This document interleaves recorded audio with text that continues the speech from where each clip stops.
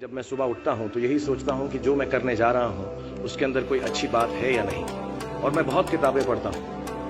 As a matter of fact मेरे पास खुद 15 या 20 हज़ार किताबें मेरे पास घर में हैं। और मैं हर वक्त दिन में 3 किताबें एक साथ पढ़ता हूं। एक मैं अपनी गाड़ी में पढ़ता हूं जब काम पर जा रहा होता हूं, एक मैं सोने से पहले पढ़ता हूं, और एक आप ज़्यादा ना हंसे तो बताऊं बाथरूम में पढ़ता हूं। सो आई रीड ऑल 3 बुक्स। और मैंने बहुत सारी सेल्फ हेल्प और सेल्फ रियलाइजेशन की किताबें भी पढ़ी हैं, लेकिन इस किताब की एक यूनिकनेस है। हर किताब यही कहती है कि अच्छा सोचो, अच्छा दिमाग में लाओ, अच्छे विचारधारा रखो, अच्छी विचारधारा रखो। लेकिन ये किताब के अंदर बताया गया है कि किस तरह वो विचारधारा आपके अंदर उत्पन्न हो सकती है। How can this be created from the inside. And the second unique quality of this book is कि ये सब कहना बहुत अच्छा है कि अच्छी विचारधारा रखो, लेकिन हमारे अराउंड इतनी नेगेटिविटी रहती है, हम हमेशा बुरे ख्याल इंसान को बहुत जल्दी आ जाते हैं। बट ये किताब के अंदर ये भी बताया गया है कि कैसे वो सेंटर को, वो सोर्स को टैप करके हम बुरे ख्यालातों से बचें। As a matter of fact ये हमारी जिंदगी की सबसे बड़ी लाई होनी चाहिए। मैं इस किताब में से 2 पंक्तियां आपको बताना चाहूंगा कि हमें लगता है कि विचारों वाला रावण ज्यादा शक्तिशाली है, पर उसे ताकत कहां से मिलती है? उसे ताकत हमसे ही मिलती है, हमारी सोच से मिलती है। इस किताब में उस सोर्स को कंट्रोल करना सिखाया गया है। और मैं इस्लामिक रिलीजन का हूं, मैं मुस्लिम हूं। हमारे में एक वर्ड है जो बहुत मिसयूज होता है, जिहाद। जिहाद का भी थॉट प्रोसेस बिल्कुल यही है कि हमारे अंदर जो बुरी सोच है उसको कॉन्कर करना, उसके लिए लड़ना, उसे जिहाद कहते हैं। बाहर सड़कों पे लोगों को मारने को जिहाद नहीं कहते। 2-3 बातें और कहूंगा लोगों के बारे में जिन्होंने मुझे यहाँ पर बुलाया है, इनसे मेरी मुलाकात हुई और बहुत अच्छा लगा मुझे। जैसा मैंने कहा कि सुबह उठते ही अच्छी थॉट सोचो। इस किताब में 2-4 लाइनें और ऐसी हैं जो मुझे लगता है हमको सोचने पर मजबूर करती हैं। If you get up in the morning and if you think only good thoughts, किसी के लिए बुरा मत सोचो, सिर्फ अपना अच्छा सोचो। मैं बड़ा सेल्फिश आदमी हूं और मैं बिलीव करता हूं कि अगर दूसरों का सोचने का मौका ना मिले, अपने लिए भी सिर्फ अच्छी बात सोचो। ये मत सोचो कि दूसरा हार जाए, ये सोचो कि मैं कैसे जीतूं। It's only a way that you can turn around the same thought.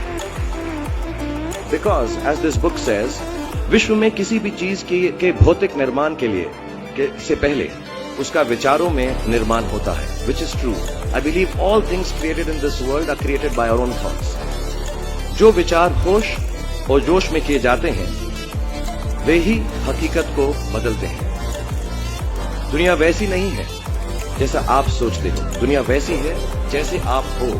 तो जो भी आपको कभी कभार दिल में आता है कि ये इंसान में से अच्छाई नहीं कर रहा है, ये घटिया है, ये बुरा है, ये जो सिचुएशन है अच्छी नहीं है, as a matter of fact अगर आप अपना नजरिया बदल के रात को सोने से पहले उसी आदमी के बारे में उसके पॉइंट ऑफ व्यू से देखें, उसी सिचुएशन को एकदम नेगेटिविटी के बिना देखें, तो आपको मालूम पड़ेगा कि सिचुएशन इतनी बुरी नहीं है। आपके अराउंड जो लोग हैं, दोस्त हैं या दुश्मन जिन्हें आप समझते हैं, वो एक्चुअली दुश्मन नहीं है। So it is the way you think of the world, that is how the world will look to you, is the most important aspect of this book. मुझे अपनी भी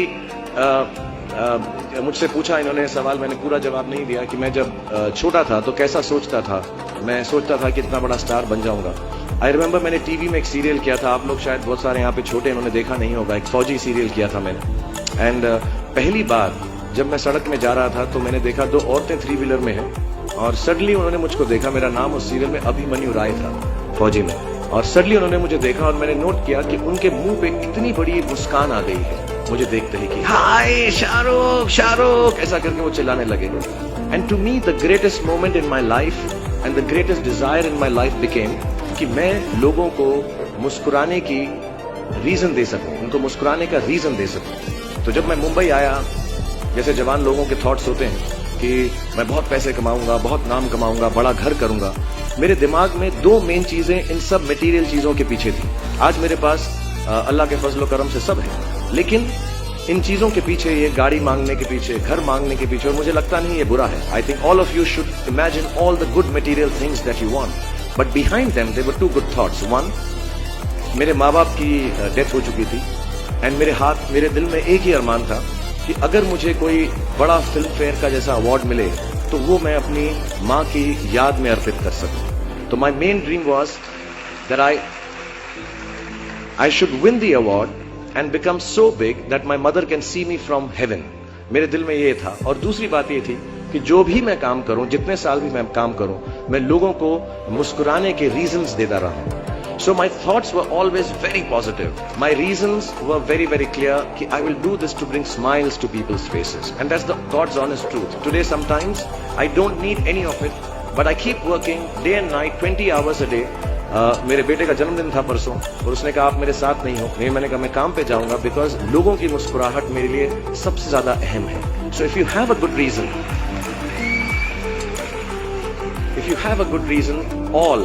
all your thoughts and beliefs and everything that you want in this material world will come true.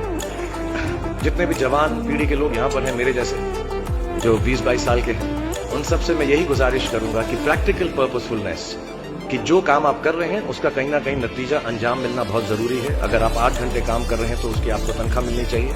अगर आप फिल्मों में काम कर रहे हैं तो आपको उसके लिए अवार्ड मिलना चाहिए। जो भी मटेरियल चीज आपके दिल में है उसकी आस्था, उसका दिमाग में उसको हमेशा रखें। मैं कभी भी किसी बच्चे को ये नहीं कहूंगा कि सारी जिंदगी सोशल वर्क में गुजार दो, अच्छे काम करो, सिर्फ प्रेयर करो। No, I think you should go and get what you want in life, all the material things. You should have a big house for your family, you should have a good car for your elder parents, you should be able to educate your sister and your daughter to the best possible way that you can.